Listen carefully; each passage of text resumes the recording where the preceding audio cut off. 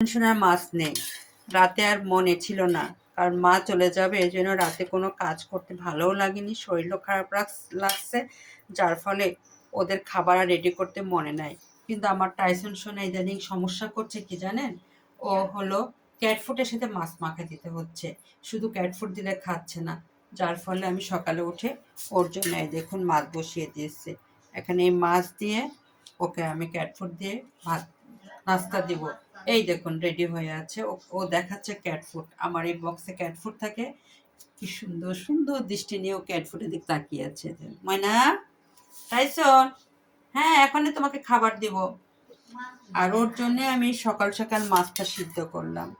আমার ওই বাচ্চাগুলো নিয়ে কোনো সমস্যা নাই, কিন্তু আমার সব যত আদরের বাচ্চা, এর যত বায়না।